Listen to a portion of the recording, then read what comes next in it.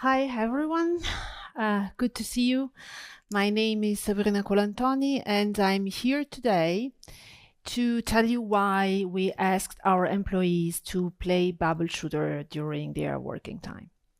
So now, some words about myself. I'm a marketing person. I'm working in B2B marketing since many years. I've worked in several countries.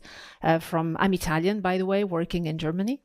And I was working in Spain, in South America, and France, and then I work in Germany now since some years in a big corporate, an industrial corporate. I will tell you about now in a couple of minutes.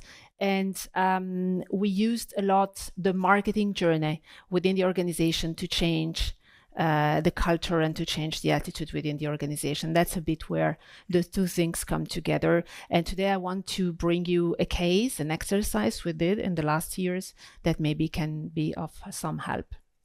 So now what has to do marketing with this platform now today? I mean, actually, the brands becomes more and more representative of the culture and the DNA of the organization. And actually, a strong brand representing the value and the identity of the organization can really help a lot the companies to position themselves, but also like to bring then the employees in this journey. And that's exactly the reason why we're here. So where I come from, the company I'm presenting today is called REHAU. REHAU is specialized in transforming plastic. It's a group of several companies, and it's in total 20,000 employees distributed in 56 countries. And it's a pure industrial B2B engineering companies. But that actually is trying then to change and to reshape within the years. Why is that? Because transforming plastic was entirely innovative 30 years ago, but now it's not anymore. And actually there is a competition issues, a commodity trap coming in, and actually the group needed to try to reshape itself and positioning itself on the market in a different way. So now what was going on? In 2019, we had a CEO very much keen in marketing at that time, and he decided to reshape entirely the brand positioning. Before that, our brand positioning was a limited polymer solution. So it was very much on the products and the manufacturing expertise we had in creating polymers, but actually we realized that this was not sufficient anymore. Why is that? Within the marketing philosophy, there are different stages. So in the beginning, within a passive marketing situation, normally you have a high level of technology, and the marketing is representing only the creation of some catalogs or some support to the product, because normally the producer knows better how to use the product. And in this case, the marketing is very much small and not really relevant in the process of the positioning of the organization. But this can happen only if the competition level is very low. The more the competition level is getting higher, so means the technology is not innovative anymore, actually you're switching your approach to the operational marketing. And the operational marketing is about supporting the salespeople, basically. So you're giving them events, you're giving them tools, you're giving them arguments in order to sell better the products. But you still think about yourself, and you're still focused on your product itself. In the strategic marketing approach, so the more the market becomes mature and the more the competition is getting higher and actually you're struggling on the market, you need to have a more strategic marketing approach, which means that you need to start to understand your customer and you need to start to have market research. And actually now there is a new approach, which is a market-oriented approach, where actually the whole organization needs to know the customer and needs to understand how to position on the market, because actually a single department sitting somewhere in the organization cannot manage that anymore. And I think you have seen that a lot within your presentation, at least the few presentations I've seen, that actually you need to engage your whole organization on what you're doing and why you're doing it in order to really be successful. And actually, that was exactly the reason why we wanted to create this new brand positioning, because we were coming from this typical passive marketing approach. We were like trying to get to operational somehow, but actually the problem we had is that our organization, the core of our people, the long-lasting people, they were still obsessed only by their product. So we were not really able to engage them in the step that we needed in order to make them successful on the market. So we wanted to go from a technical unlimited polymer solution to a more emotional and engaging way of talking about ourselves. REHAU is a family company, so actually the company are really, the employees are really loyal to the family. So we had this long-lasting history in our back, which is a strength, but it's also weakness, because actually they were like very fond to their habits and they were not really keen to have any kind of change. So we started from the reason why, and here comes the creation of the purpose, already making them understand what a purpose is. It's still very complicated, but actually we started from that. So what drives us every day and what value we deliver. So actually it's not about the products we are doing, but it's about the value that we are bringing to someone outside in the world. We wanted to really start to position the organization in this way. And this was helping us to create our new purpose, which is engineering progress enhancing life. And what was that? So actually, how we are enhancing the life of people with the products that we are creating, with the things that we are doing every day. So it was a switch from what we are doing to what the outside world is asking us to do. So this is the typical brand model. And actually, this is not only guiding our marketing activities, but it's really guiding everything we are doing everywhere in the organization. And actually, this is starting from the vision. So that was the vision created by the ownership, of course. So together we redefine what's possible every day as the world leading company in polymer solution and beyond. So we wanted to develop a new type of products on that. But we were also like shaping and creating together with the employees and the organization what were the core competences of the company. So actually we have pioneering spirit, visionary power, sustainable family business, limitless application, global force. Actually, this was what was really representing us.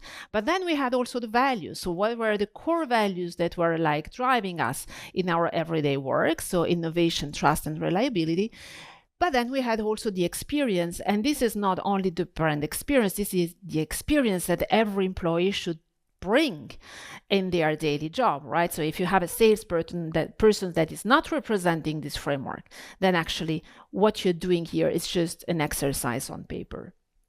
So all good, nice, strong, very well done. We took a lot of months, a lot of money, and then nobody knew exactly what to do with that, because actually it was too complex, and thinking about 56 countries, it was not easy to bring this also to the periphery, right? So actually what we decided to do, we made our first brand equity evaluation. We understood that the employees were entirely far away from that. And then we decided to make a list of trainings in order to go through this and help people understanding what we were trying to do with this engineering progress enhancing life. But then when we were starting to prepare this training, say, okay, but how you are explaining the values, how you tell them what does it mean, and how you're really able to bring them on board with that. So we worked with some internal workshop and with a content strategy expert, a really good guy. And actually, we decided to ask the employees to explain us what that type of values were like realized in their daily job. So we were doing 25 interviews all across the world, and we were telling, okay, what does it mean for you, pioneering spirit? And actually, that was super interesting, because you had a lot of concrete examples on how the people were like living that every day, and where they were proud of creating certain things for the organization. By the way, much more in the countries than in the corporate. So we had a very, very good results within the countries. And with that, we created training So now, if you want to bring the values into life, this is a mid-long-term project. So we started the brand positioning in 2019. We are today 2025. And every year we were like moving ahead in creating that. So this is not something you're able to do in 6 months. So you need to be consistent all across the journey. And actually we started this training where we were showing videos of these people interview where employees were explaining to other employees what that value meant. And we were asking in the end of this training to the participants to create other videos where they were telling about that value. So we were using the entire brand model with that. And actually with this, we were able to create a bunch of contents where employees were teaching to other employees. And actually that was very powerful because everybody were feeling very much engaged on that. And so we started with the 10 online session. We started to like make our little step, and this was growing. So we made an e-learning out of that. We created some videos out of that, and we started to build up a brand ambassadors network because we said, okay, but we can reach only the people that are able to talk English. So what are we doing with the others? So we were like training. We were, sorry, they make me signs. So we were like going ahead. In 2023, it was fine. Okay, cool. Now, what? It's not enough. The brand ambassador have no time to do the training, very complicated. And what are we doing with the blue collars?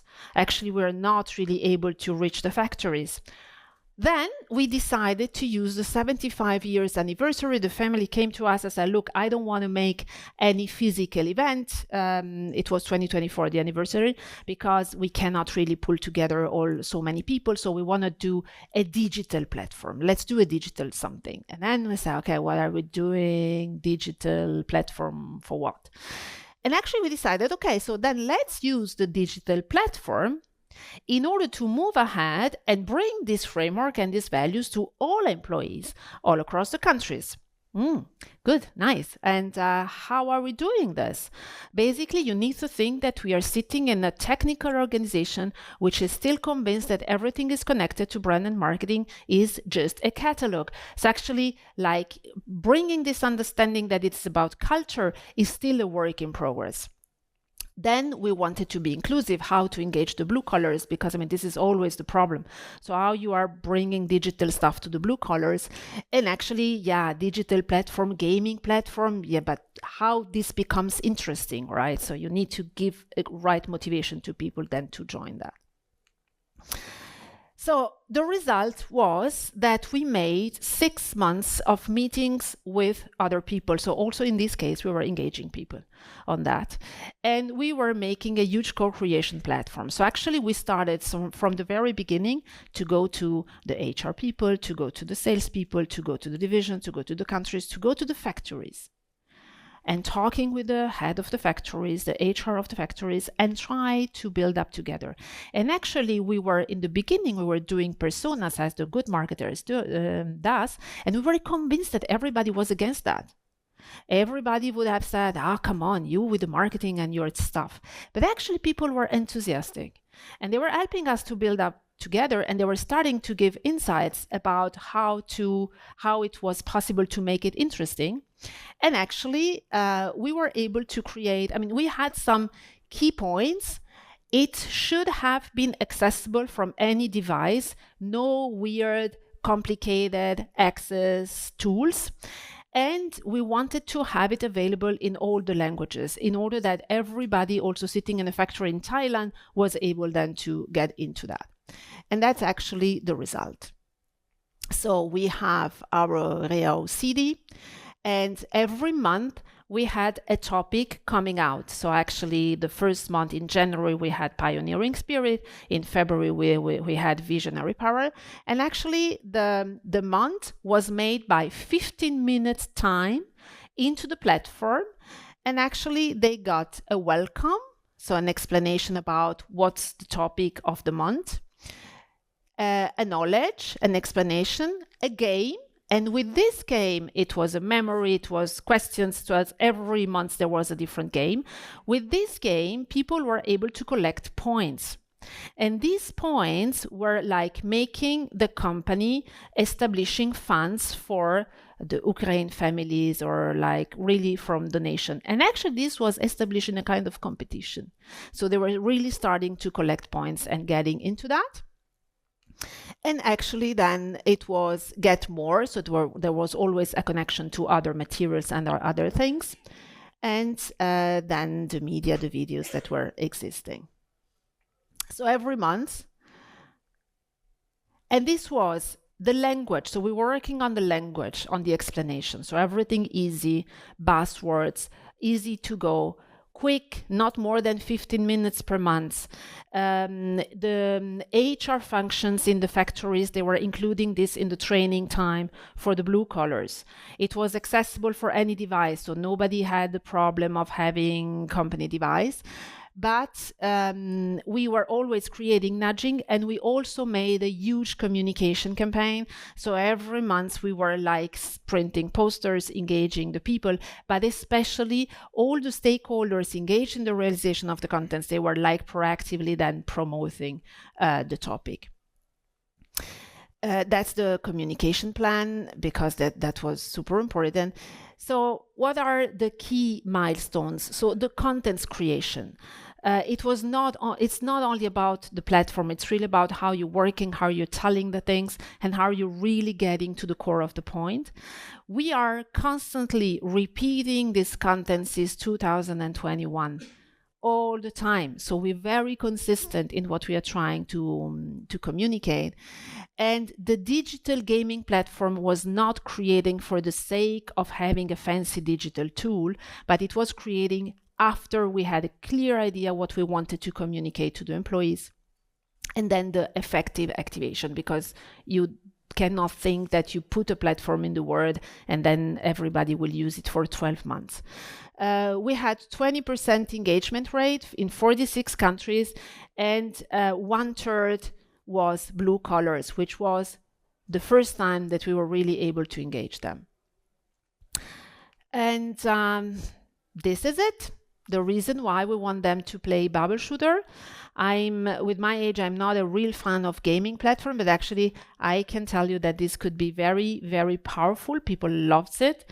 But of course, it should make sense then in your whole strategy. Thank you.